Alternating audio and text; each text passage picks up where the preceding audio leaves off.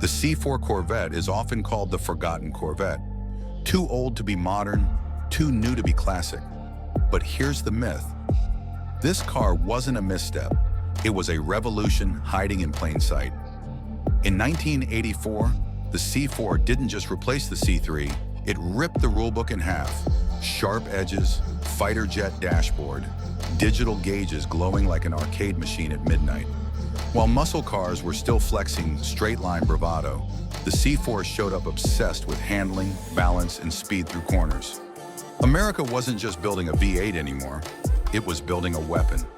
Under that long hood sat the legendary small block V8. Early cars made modest power on paper, but numbers lied back then.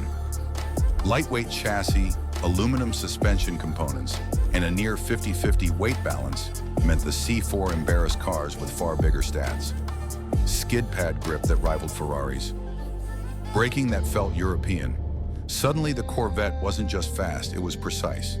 Then came the upgrades, tuned port injection, better heads, more aggressive cams. By the late 80s and early 90s, power climbed steadily, and the C4 found its rhythm. 0 to 60 dropped, top speed climbed. The car evolved year by year, quietly getting sharper while the world wasn't paying attention. And then, the ZR1 arrived.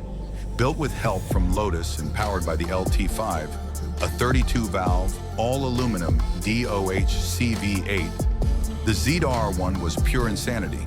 375 horsepower at launch. Later bumped to 405. That was supercar territory in the early 90s. Flat out, it could run over 180 miles per hour. Not for an American car, period. The ZR1 didn't chase Ferrari or Porsche, it hunted them. But the C4 story isn't just about factory specs, it's about tuning culture. This chassis became a playground.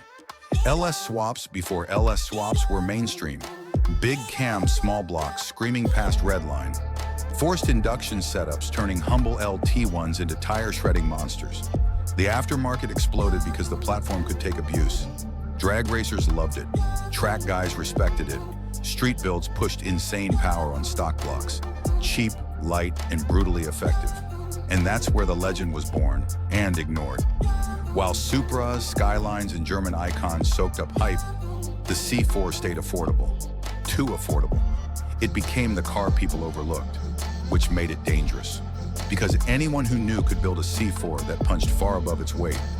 Supercar performance, muscle car attitude, sports car precision, all in one angular fiberglass shell. Yes, the interior creaked. Yes, the early automatics were lazy. But the driving experience, raw, mechanical. No filters, just steering feedback, throttle response, and a V8 soundtrack that never needed turbos to sound angry. Today, the C4 is finally getting its moment. Clean examples are rising.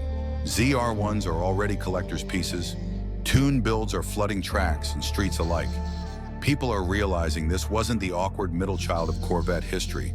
It was the bridge. The car that dragged American performance out of the straight line and into the corners. The Corvette that proved handling mattered. The one that taught Detroit how to fight Europe and win. So the question isn't whether the C4 Corvette was good. The real question is, did the world sleep on one of the most important performance cars America ever built?